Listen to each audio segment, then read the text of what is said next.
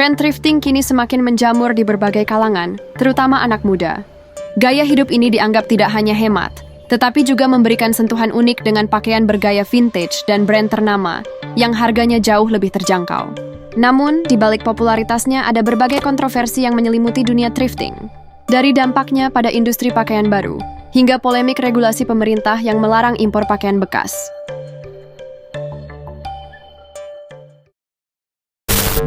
Thrifting, sebuah tren yang semakin populer di kalangan anak muda saat ini. Thrifting bukan hanya sekedar mencari pakaian bekas berkualitas, tetapi juga bagaimana pengaruhnya terhadap gaya hidup berkelanjutan. Namun, apa sebenarnya yang membuat thrifting ini begitu diminati? Apakah pengaruhnya terhadap perekonomian Indonesia, khususnya industri tekstil lokal?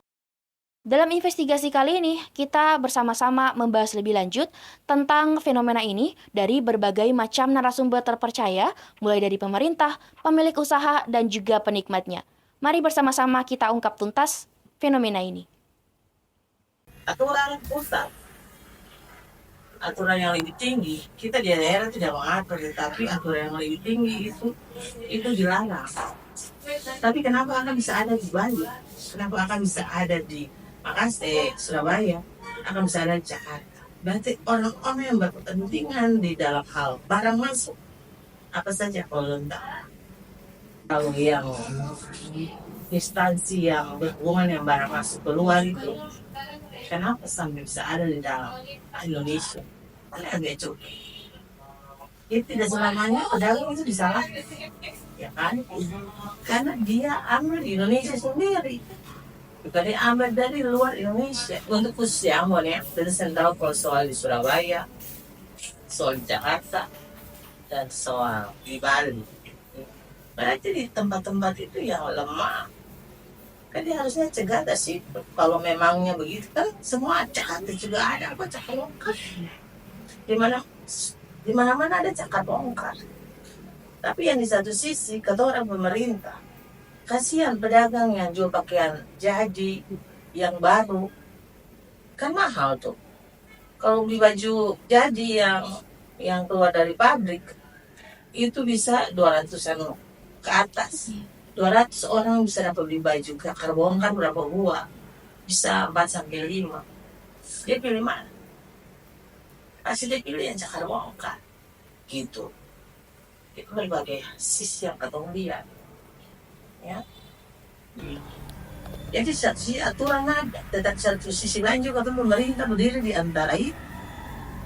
Kalau kata tutup itu keran-keran yang masuk gampang-gampang itu, yang di dalamnya ada instansi-instansi yang berkewenangan di hal itu. Kita akan tegakkan di Ambon jika itu datang langsung luar negeri ke Ambon. Iya tahu. Tapi sepanjang dia dari Surabaya itu mau apa? Kan dalam Indonesia. Gitu. Tapi saya berkomentar di Ambon jika itu langsung dari luar negeri masuk ke Ambon. Gitu. Tanpa ada lewat pelabuhan-pelabuhan ini. Tapi ini bebas. Ini ketemu tunggu saja. Kalau bilang ilegal, iya ya tanda kutip. Karena aturan menolak itu. Aturan Kementerian Perdagangan melarang itu. Ada impor pakaian-pakaian bekas gitu. Lalu turunannya pasti mesti ke daerah harus ada. Tetapi ketika daerah ada kan dia membina ekspor impor ada di provinsi. Di aturan itu ada provinsi kabupaten kota. Ekspor impor ada di provinsi. Serindak provinsi. Kebetulan saya pernah keluar izin loh. Tidak pernah ketemu keluarkan izin untuk pakaian bekas. Misalnya rekomendasi untuk pakaian bekas tidak pernah. Karena memang ada payung hukum di atas. Ketika kita izinkan untuk rekomendasi untuk menjual pakaian jadi dan ketemu lihat ke sana, iya itu memang pakaian jadi yang bukan bekas. Dalam perjalanan pakaian jadi itu dilakukan, kan orang mau untung. Dia putar setir pakaian bekas tanpa ketong bikin perubahan di sini. Jadi tidak pernah ada izin untuk menjual pakaian bekas dari pemerintah kota. Gitu. Ya. Kan dulu itu kan di pasar Mardika lantai 3. Sekarang ketika pasar Mardika dia ada revitalisasi baru, kan saya ada pakaian bekas masuk kan. Mereka ada di tempat-tempat yang mereka sewa, pihak masyarakat di tanah yang ada di fasilitas pemerintah. Kalau ada pun itu izin awal itu bukan cakar bofar, izin awal itu pakaian jadi fan baru. Atau aturan ada, atau bisa tolak. Tapi orang makan hidup hari-hari supaya jangan akan ada masuk ya sudah itu hidung itu supaya dari tanpa titik-titik itu saya boleh ada. Tonton tindak toh, tonton sensasi. Intinya tonton pernah kasih izin untuk berjualan itu. Karena memang tonton tahu aturan ada. Ilegal kok. Cuma ketemu ilegal dari bilang toh. Atau bisa bilang saya boleh. Sedang akan masuk lolong-lolong saja. Setelah yang kasih masuk lolong-lolong, yang sudah pak, sudah tercikan. Lah katong ini sih tahu tercikan yang ada di katong, katong disalahkan, katong disalahkan. Meski bisnis thrifting semakin diminati masyarakat, pemerintah mengingatkan bahwa barang-barang bekas impor sejatinya tergolong ilegal.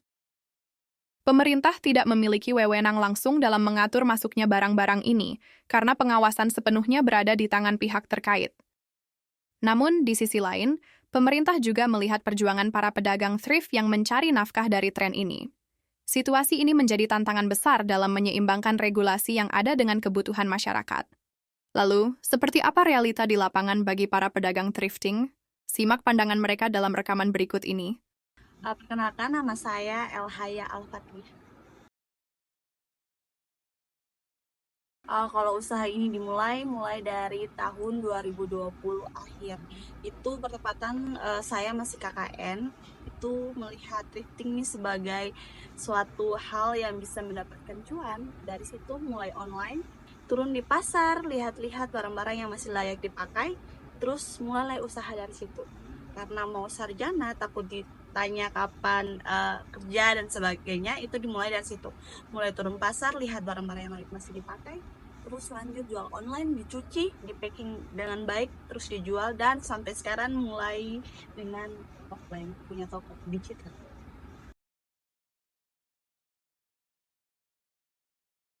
Kalau itu kita biasanya order itu per bal. Bal itu bal khusus, itu per jenis. Ada jaket yang seperti kita jual, terus kemeja itu biasanya kita order dari Bandung.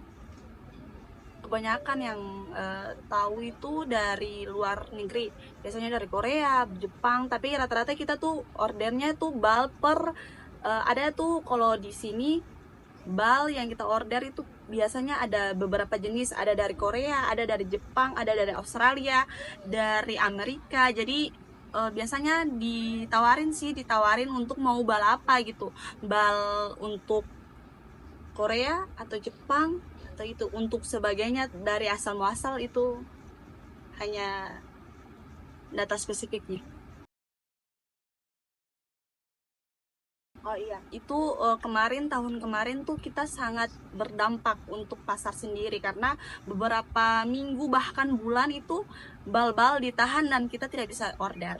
Dan kalau untuk tanya tanggapan saya sendiri, sangat disayangkan ketika thrifting itu dilarang, karena budaya masyarakat sama thrifting ini sudah melekat. Secara ekonomi juga baik untuk negara, dan perputaran ekonomi juga baik untuk masyarakat kecil seperti kita, UMKM yang mau memulai usaha seperti itu. Jadi kayak untuk dilepas pisahkan thrifting dengan masyarakat, apalagi dilarang, itu sangat disayangkan. Jadi tanggapan saya selebihnya untuk regulasi ini harus dilihat kembali agar tidak merugikan masyarakat sendiri. Seperti itu.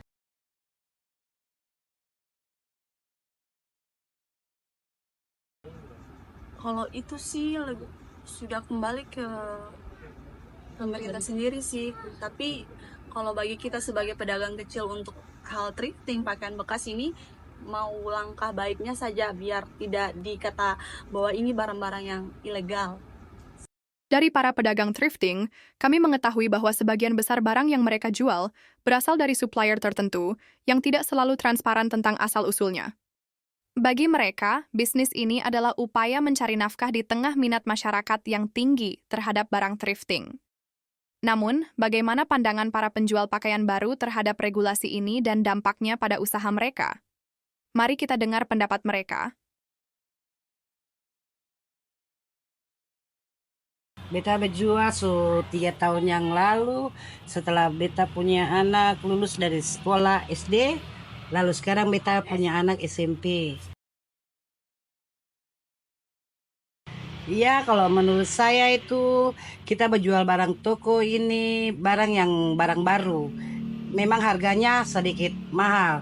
Mungkin kalau barang cakar bongkar yang bekas itu dia punya barang murah. Jadi memang itu juga termasuk persaingan dengan saya buat berjual di toko ini.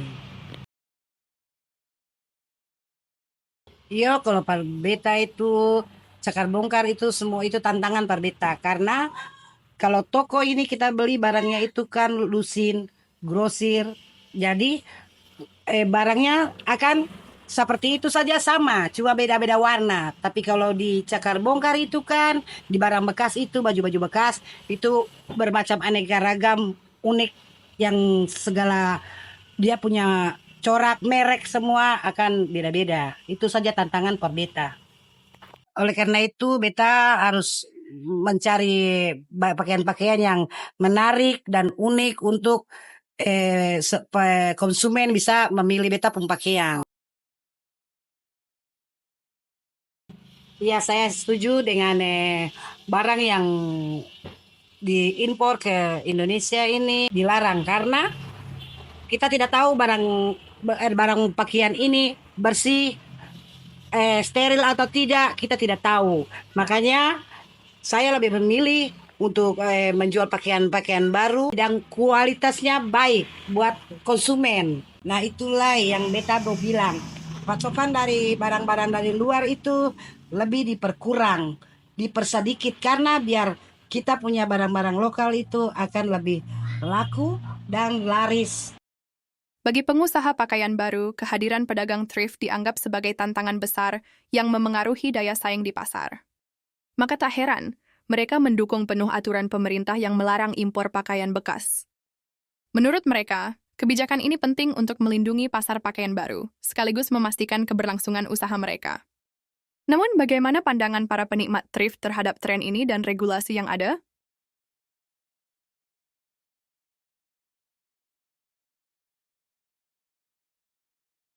Oke, baik.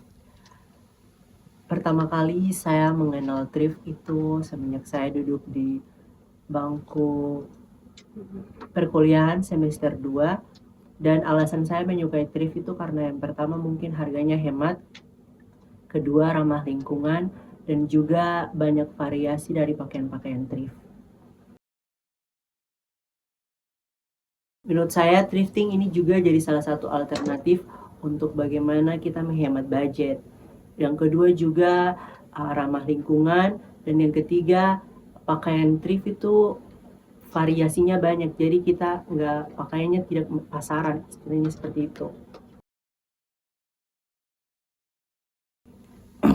Sebenarnya sih kalau pakaian baru juga saya senang, tapi kalau dapat pakaian thrifting yang belum pernah dipakai oleh orang lain atau belum pernah ada orang yang memakainya, itu lebih senang lagi. Karena barang thrifting tuh barang-barang yang benar-benar langka, sedangkan barang-barang yang barang baru mungkin lebih pasaran seperti itu.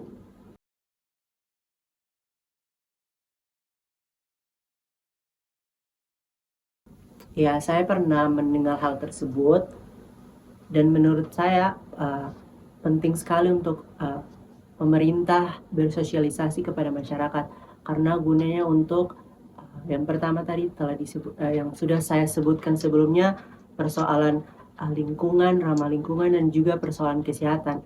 Bagaimana pemerintah bisa bersosialisasi kepada masyarakat agar memberitahukan bahwa dampak dari thrift bagi kesehatan ini seperti apa dan lingkungan juga seperti apa.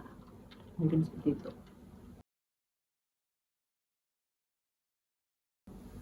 Kalau saya bisa kasih saran, mungkin pemerintah bisa buat aturan yang lebih jelas dan fleksibel mengenai thrifting.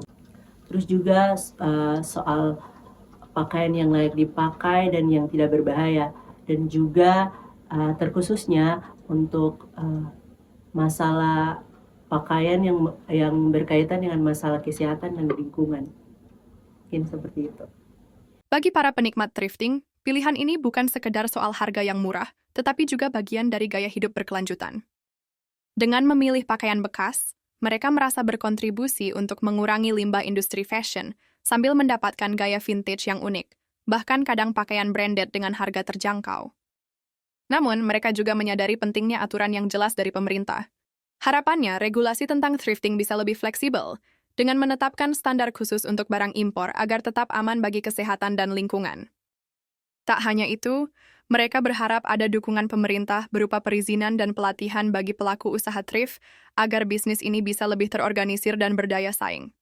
Dengan begitu, tren thrifting ini bisa terus berkembang secara positif tanpa mengesampingkan aspek legalitas maupun keberlanjutan. Thrifting telah menjadi fenomena yang menawarkan berbagai keunikan, mulai dari harga terjangkau, gaya vintage, hingga mendukung keberlanjutan lingkungan. Namun dampaknya terhadap ekonomi lokal, khususnya industri tekstil dan pakaian baru, tidak bisa diabaikan. Para pelaku industri pakaian baru merasa tertekan oleh persaingan harga dan minat yang bergeser ke barang bekas impor. Regulasi pemerintah yang melarang impor pakaian bekas sejatinya bertujuan melindungi industri lokal, tetapi di sisi lain, thrifting juga memberikan peluang ekonomi bagi pedagang kecil. Pada akhirnya, thrifting bisa menjadi bagian dari solusi ekonomi yang berkelanjutan, selama semua pihak, baik pemerintah, pedagang, maupun konsumen, dapat berkontribusi dalam kerangka yang sesuai dengan aturan dan mendukung perkembangan ekonomi lokal. Tren thrifting saat ini telah menjadi bagian besar dalam gaya kehidupan masyarakat Indonesia, khususnya para generasi muda. Namun di baliknya ada regulasi yang perlu kita perhatikan. Pemerintah Indonesia melalui Peraturan Menteri Perdagangan Nomor 18 Tahun 2021 mencatat bahwa adanya larangan dalam impor-mengimpor barang bekas dengan alasan untuk perlindungan industri tekstil Indonesia serta pengaruhnya terhadap kesehatan juga keselamatan masyarakatnya. Dampaknya terhadap perekonomian lokal Indonesia sangatlah signifikan. Bisnis thrifting dapat berkembang apabila kita mendukung para pengusaha-pengusaha kecil, serta bisnis ini dapat menciptakan lapangan kerja yang baru. Namun, tantangannya adalah bagaimana kita membuat industri ini tidak mematikan industri lainnya, contohnya seperti industri pakaian baru lokal Indonesia. Dengan memahami aturan juga dampaknya, mari kita dukung pertumbuhan perekonomian Indonesia secara berkelanjutan, baik melalui thrifting maupun industri pakaian baru. Bersama-sama, kita ciptakan ekosistem ekonomi yang stabil dan juga seimbang. Sekian dari investigasi kali ini, sampai jumpa.